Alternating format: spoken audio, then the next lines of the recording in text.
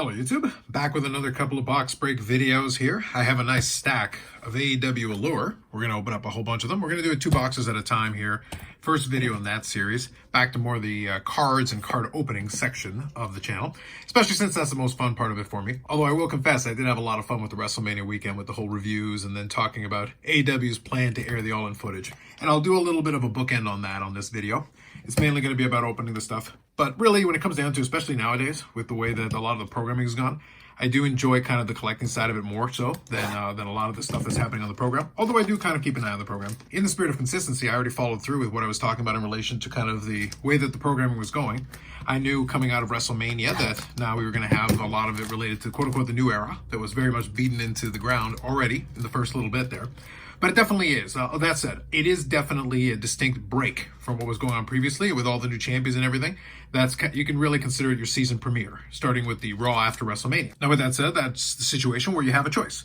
Now that you kind of know where things are going to go, if you're bought into it and you're really into kind of where the story is going and kind of the direction of it and the possibilities that it presents to you, then get ready to go for a ride on a bunch of different stations, using kind of a train analogy.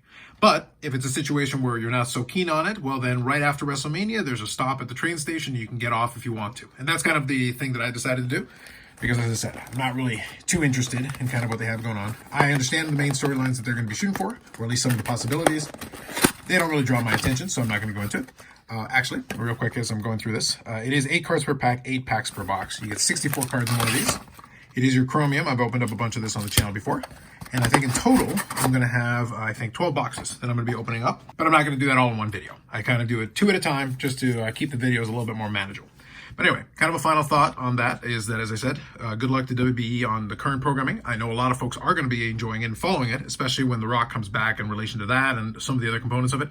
Not for me, but that's okay. There is different things for different folks. Now, as far as these guys are concerned, it's a good thing I enjoy the cards because a lot of what happened on Wednesday kind of played out. What's funny, actually, before I started cracking open some packs, what was funny about this whole thing is that I think, pretty much to a person, because I don't think I saw anybody prior to the moment it was announced that they were going to air the All-In footage, really the only discussion points, nobody that I could tell argued that it was a good idea.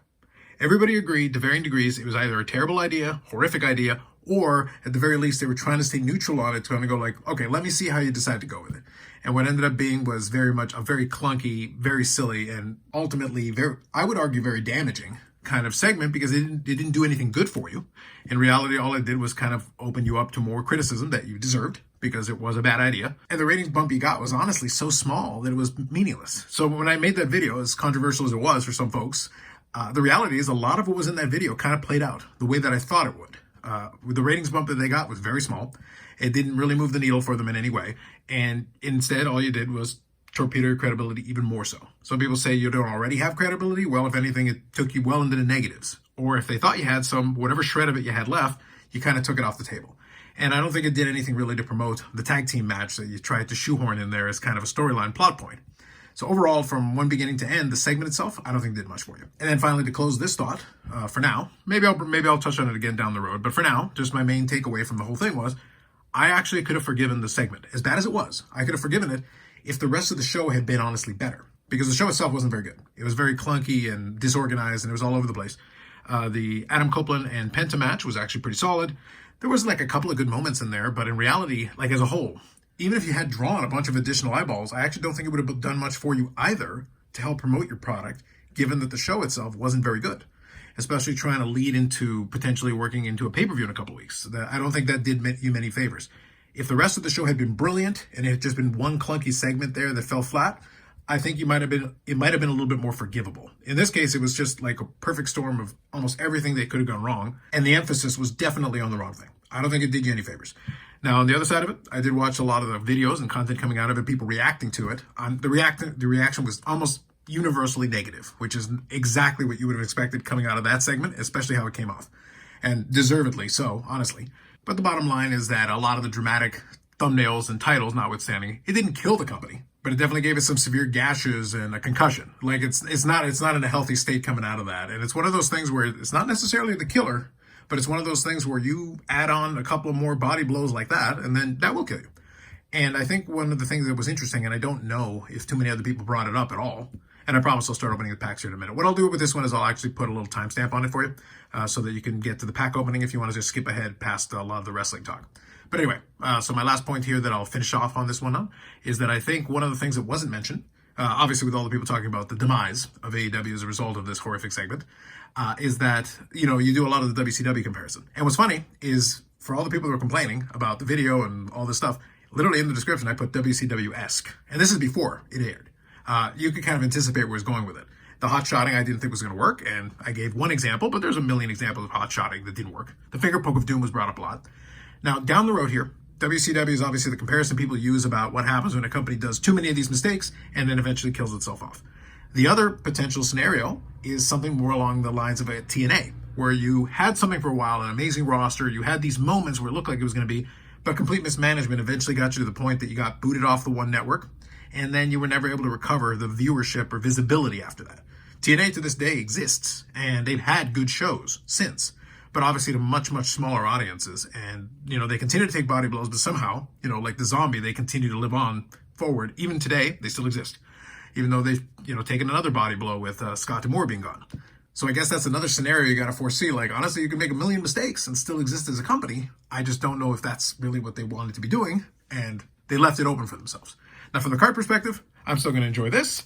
And the reality of it is that this is still a lot of fun as far as these are concerned, as long as you can get these things for the right price and are able to open them up, and you can still pull some fun stuff in there. And hey, if you are a WWE person, maybe some of these folks will end up in WWE. So there you go. They can be some cheap cards for you if that's the direction you want to go. So now we're going to get into it here. This is a chromium. A lot of the color is part of the enjoyment of these ones. I do think the design is pretty solid on it. And I've got a lot of the cards from all the different boxes I've opened. So we're going to try to pull some stuff. So here you go. Speaking of the catalyst of a lot of the issues. Whoops. We got their die cut here. Matt Hardy for the title ambitions. Here's the man of the hour, who is featured on multiple shows. Probably not the best idea. So that's part of the high numbers there. So we got Tay Mello here in a red rainbow. And I'll sort these out at the end here. Evil Uno, Excalibur, and Britt Baker. So I've got a lot of the Britt Bakers there that I'm shooting for in the PC, but never hurts to try and give it a shot. I have pulled a few of the golden treasures in the past, so we're going to shoot for stuff like that, the autographs and some of the lower numbers, some of the feature pieces. Looks like we got another red rainbow here coming up. Let's zip through here. We got Jericho, and then we got a red rainbow of Takeshita, Max Caster, Title Ambitions, Lee Moriarty, and MJF. Sort through everything at the end and summarize it. Since it is 64 cards, you can get through a box pretty quick and rip it, and then we'll go into the second box right away. Okay, we got Chris Statlander. I think we got one of the orange ones here. You got Red Velvet, orange. And they do label them on the back. I've shown that in the past, but Orange Slice. Wardlow Ice Cream.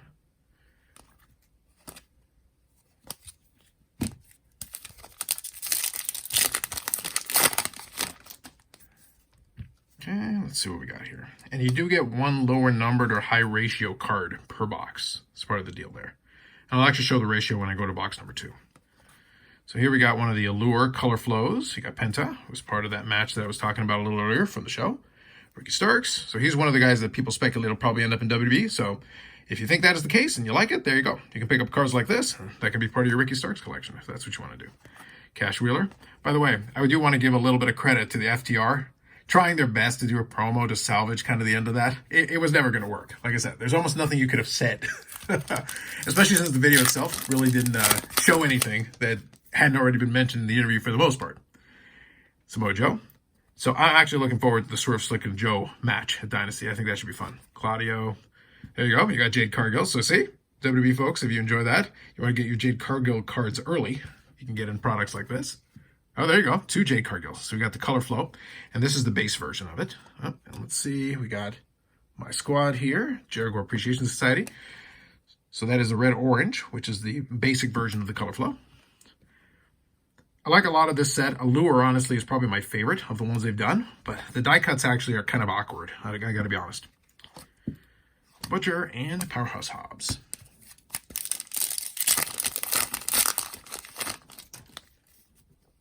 Okay, let's see.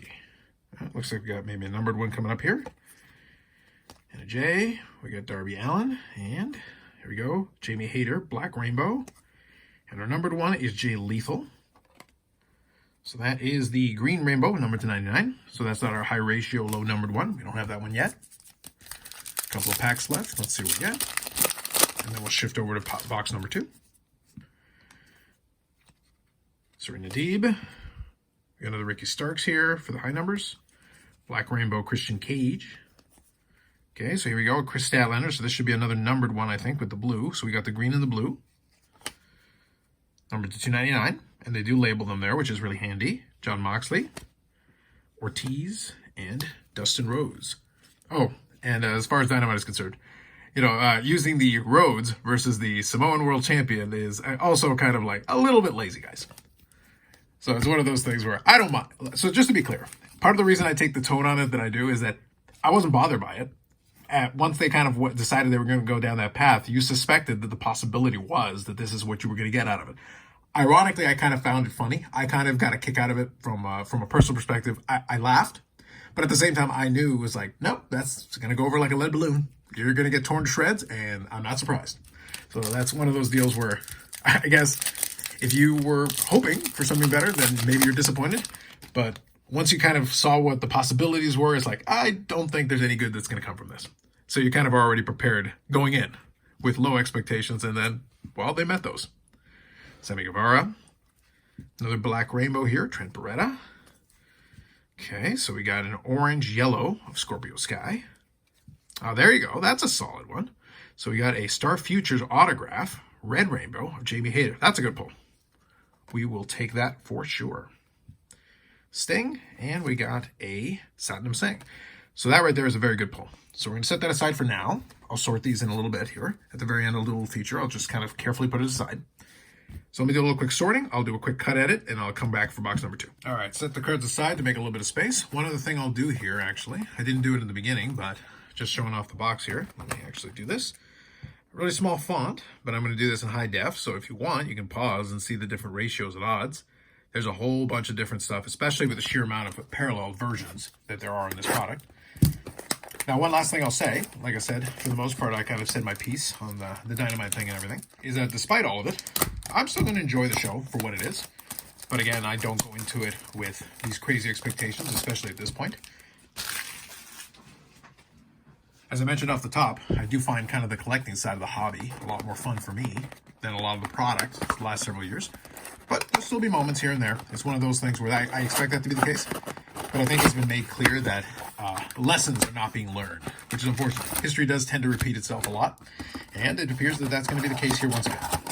But enjoy it while it lasts. That's kind of the way it works. As far as the cards are concerned, I'm still going to enjoy collecting. There are some upcoming products that should be kind of interesting here. But we'll have to see, because anything that happens in terms of the perception of the brand is going to affect the secondary market. And that's something I'm going to keep an eye out on. And I'm going to be very interested in that piece. And I did also promise on the channel that I would give a little bit of story about the PMGs and EPAC. So I will record that probably this weekend and then get that up on the channel, because I did mean to do it last weekend. And obviously was distracted by other happenings during WrestleMania weekend. All right, let's scroll through here. We got another Jericho here. Definitely probably got a couple sets at this point. You know, speaking of, we had the CM Punk one. Did I mention the die cut thing is really annoying? So there you go, Andrade. There you go, WB guy. Enjoy. Okay. Here's our other troublemaker. The other reason the footage was a bad idea. Now, I think one of the prevailing theories is this is a way of trying to bring him back. And I'm like, why bother? I don't think anybody's going to be that interested, but hey, you do you. It's your company.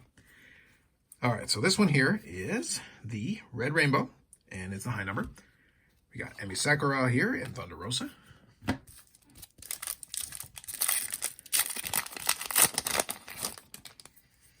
All right, Orange Cassidy, Pac, Statlander. We got another red rainbow here of Malachi Black, Jay Lethal, Hayter, Sammy Guevara, and Ricky Starks.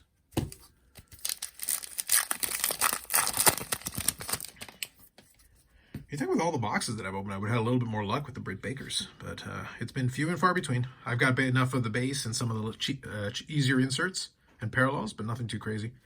Wardlow, QT Marshall, Kenny Omega. So here we should have another orange slice here of Matt Menard.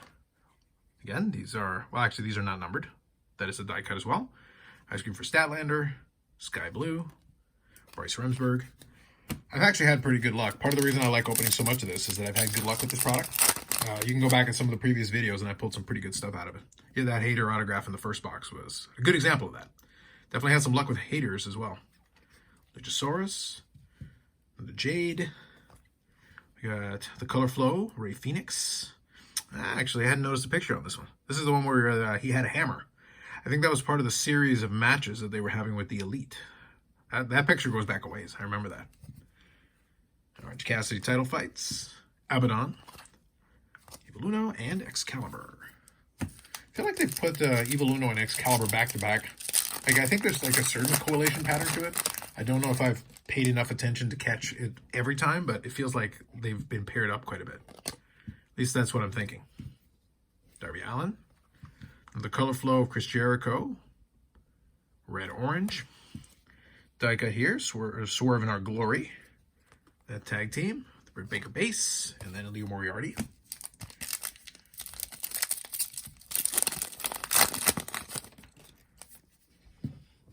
Keith Lee. All right, so we should have, I think it looks like a green coming up here. Athena. Ricky Starks. All right. Black Rainbow. Yuka Sakazaki. Oh, there's a color flow here. There's Claudio, green, blue. So that is numbered to 299. MJF, Daniel Garcia, and Matt Menard. Nothing too crazy in this particular one. So let's see what our high ratio, low numbered one is going to be. It should be coming up soon. Last couple of packs. And it looks like we got a blue. We'll see. Brody King, Colton Gunn, Ray Phoenix. We have the Sammy Guevara. Black Rainbow, Malachi Black, and here we go. This one's actually a color flow here. Blue, purple. Lance Archer. That one's numbered to 199. So we do have another numbered one.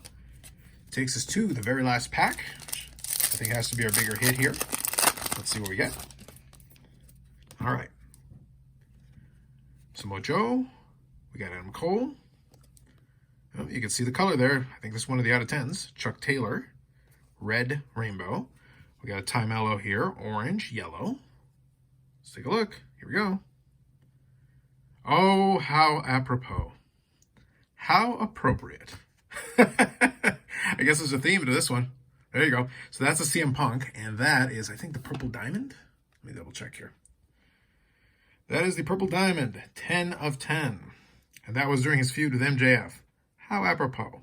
So I'll set that one carefully to the side there. I'm sure somebody, a WWE fan, will appreciate that one for sure.